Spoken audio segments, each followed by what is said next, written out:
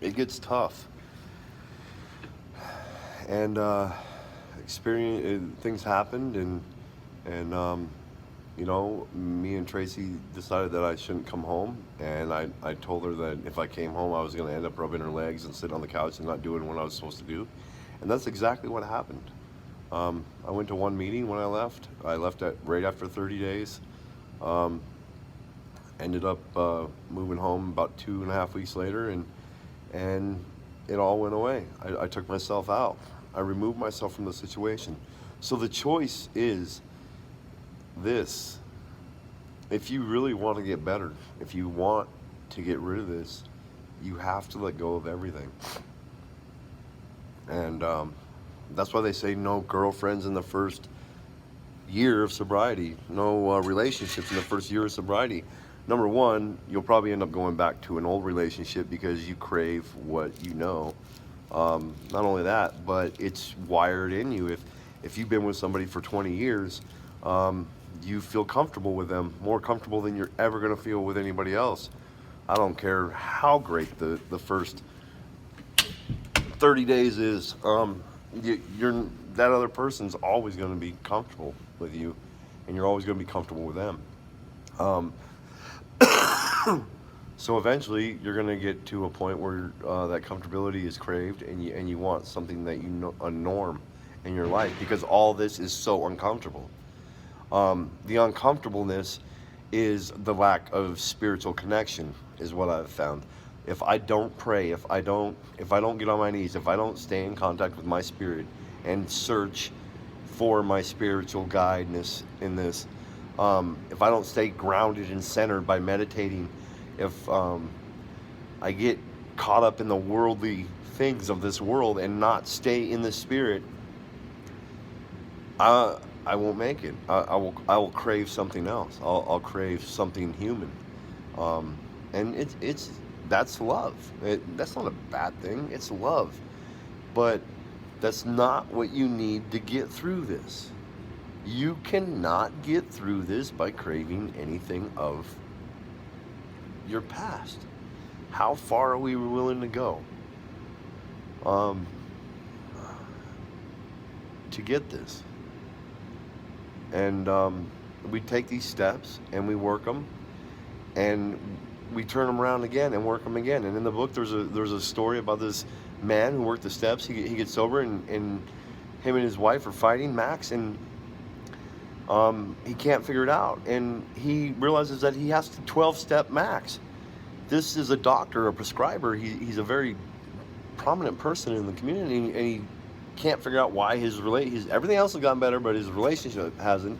And once he 12-stepped the relationship and accepted some things and realized some things, it got better. And so we have to use these 12 steps in every aspect of our life. We don't gonna just use them once. We don't work on one time. Hey, I got the 12 steps done. I'm good. I'm out. No, it's a daily thing. 9 or 10, 11, and 12 are the maintenance steps, and you do those nightly. Every night you have to do steps 1 through 9 over in bed, because 1 through 9 is getting you through your past 39 years for me. And then from this point on, every night I grow spiritually and more with God. And so I have to make sure every day that I didn't do somebody wrong. If I need to make an amends, I make it. If I did somebody wrong, I fix it. So that old life doesn't creep back up on us. If I justify something, I unjustify it, and I share it with somebody so they can know that I justified something and I was wrong. Honest, brutal honesty. And it's tough. It's tough because it's uncomfortable. It's really uncomfortable. But if you stay in beast mode and you ask for the strength and the courage that only comes with faith, you can get through it, and eventually that uncomfortable becomes comfortable. And if you want to put into human terms, it's that first night at the movie with that first date, and you're afraid to reach over and grab her hand, and you know she wants you to, and you know you want to, but you don't really want to. Like that, if I grab it, is my hand going to be clammy? That uncomfortability. And then eventually it becomes comfortable. You don't care. You just hold hands whenever you can, just to make it normal.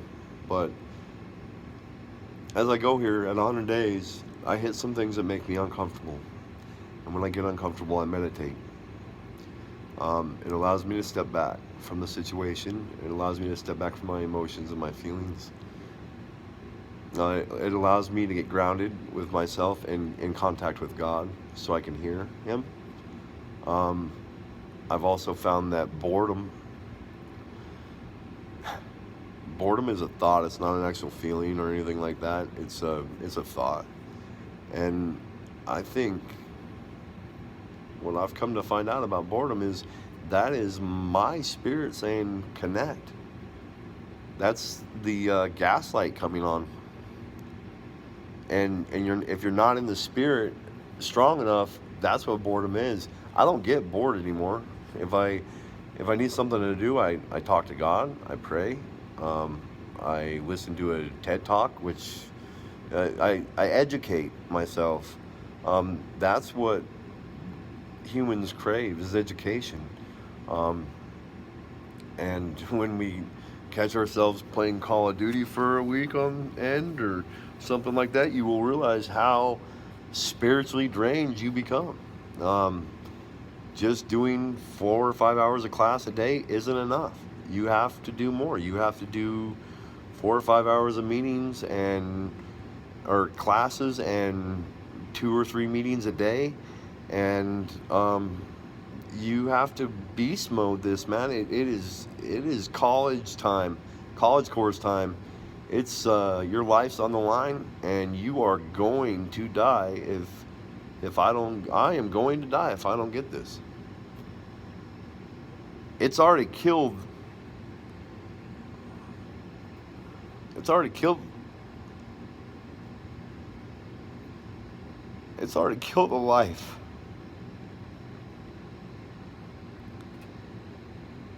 It's taken away from me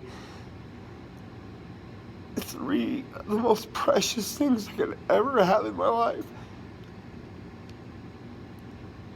And an amazing woman.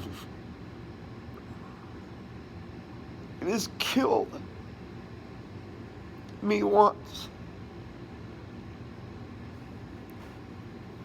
And it ain't gonna happen again. I refuse to let it happen again. This shit is real. This shit is serious. And there's a lot of work to be done. Because there's been 20 years of my will and my way of trying it and my way of doing it. All right, let's take that back. There's been 24 years of my will and my way, and 16 years of the way I was raised. Yeah, I understand that my choices are my choices, and the way I handle things are the way I handle things, but they say that a set of twins being born in the hospital, if a tray of metal tools falls next to one of them and that one cries and the other one doesn't, one of them will be more emotionally different than the other one as they get older because of that first experience. And that's all I'm saying about the first 16 years of my life. I don't regret it. I had a wonderful life. I've been to Belize. I've been to Spain when I was 2, hog hunting. That was my first memory. Bouncing around in a Range Rover with spotlights and hearing a gun go off. And there was a gunshot. And I remember crying, screaming. That's why I remembered it, because it was traumatic. But I remember it bouncing around in a Range Rover. It's crazy that the things that I think are awesome, the trip to Belize, the getting ran off the island in a flipping hurricane, like, there was some things. I remember being in a storm thinking that we were going to die in this small hurricane in the islands of Belize. and we could not find island. We could not see land. And the guy driving the boat turns back and says, "I don't know where to go." And my dad stood up and said, "Go that way." And because he had been working on the boat, he knew where to go, and we got to mainland. Nobody else remembers that. I remember it, and I remember suitcases floating in the front of the boat. Um, that's another story for another time. That'll be on here eventually. But those experiences in those things, I think, are normal. And I had a great childhood. And when I actually put the whole story out there of all of it, the people that are normal are going to be like, "This dude is fucking nuts." But it's it's all very cool, and it, it it's cool now. There's some things that happen that I wish never happened, but I have this fine set of tools from it, these fine-tuned skill sets that I have, and I'm going to take those and I'm going to use them to help other people. Like I said, I am an empath. I can feel emotions and feelings off of people very well.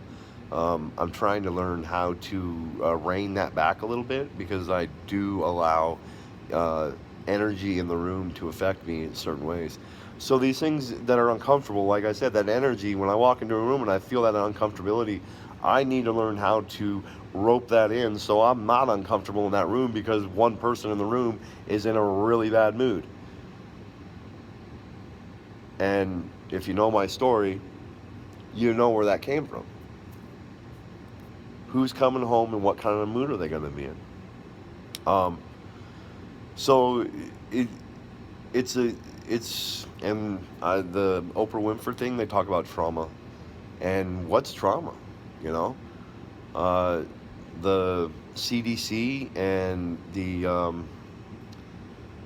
ACE test, people take trauma differently. Um, as you can see, the things that are traumatic in my life, I think, are actually pretty flippin' cool. Like grandpa pulling a gun on me multiple times as a kid, that was just part of life.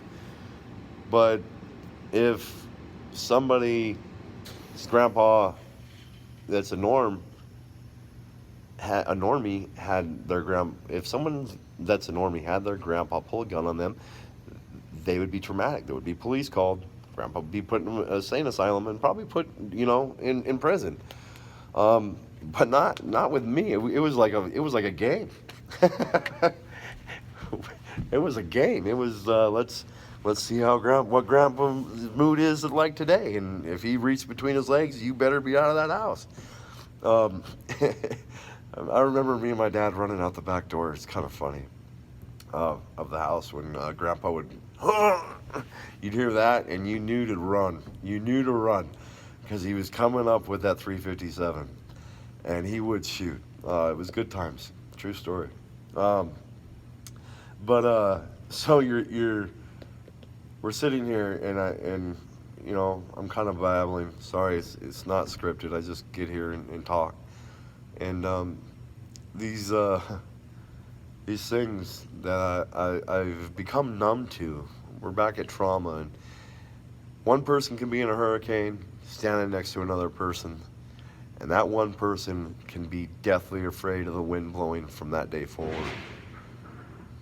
But the other person can be totally curious and become the best webcaster in the world. I mean, a webcaster about the weather in the world. He can dive into the weather and be so interested in it and in love with it from that one storm he was in. And the other person, when they hear the wind blow by the door, have anxiety and flip out. One person, two people can be walking down a trail and see a snake. One person screams and jumps back and runs. The other person is curious. It's God's creature. What kind of snake is it? Is it poisonous? You know? And it's something that was taught to the one person that jumped back as a kid, and the other one, they were taught to love and respect it. One was taught to fear it, one was taught to love and respect it. Um, and those are those things that That's how trauma is defined. It's different with every case. The CDC can't put it into the mental health book because they can't put everybody's trauma levels different. Every experience is different to everybody. So they really couldn't put, back in my day when I was younger, into counseling, oh, hey, trauma is the reason this guy is having it, because what's traumatic to one person isn't traumatic to the next.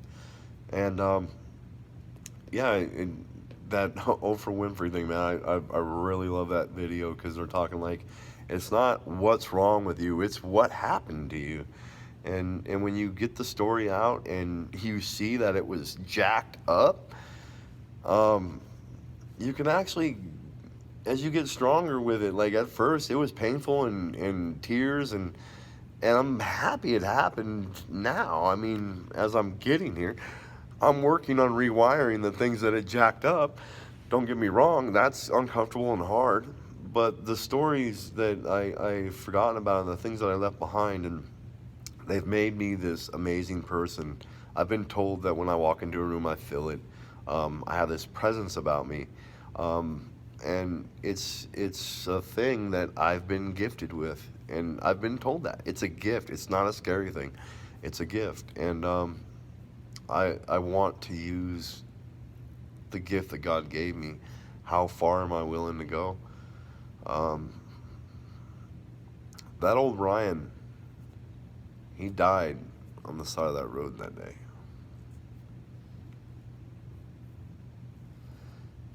And the month and a half or 2 months it took me to get to where I'm at here, February 5th, um, that's my day I came here. And I'm 100 days from that.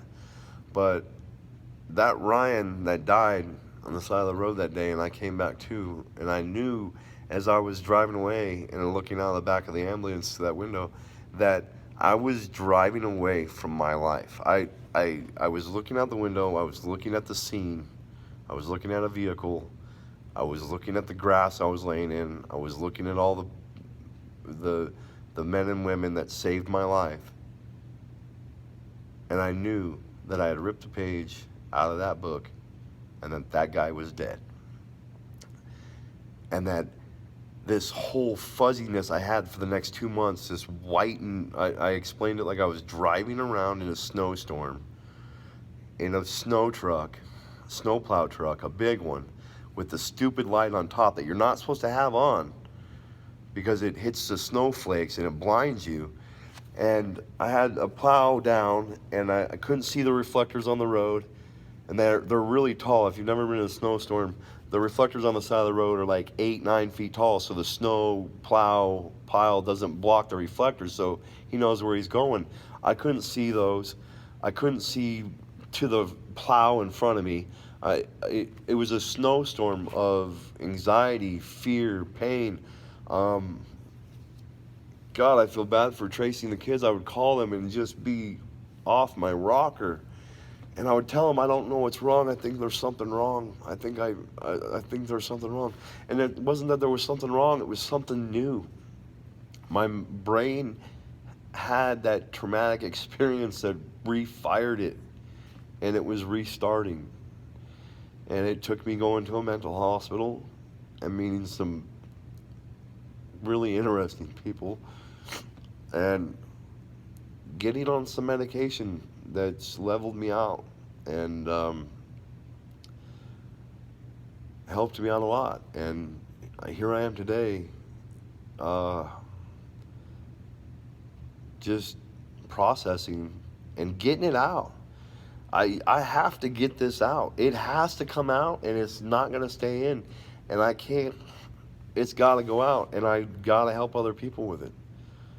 Somebody else is out there that I hope is going to see this and get something from it. But if I keep it in, I just go back to the old cage, the old rat cage.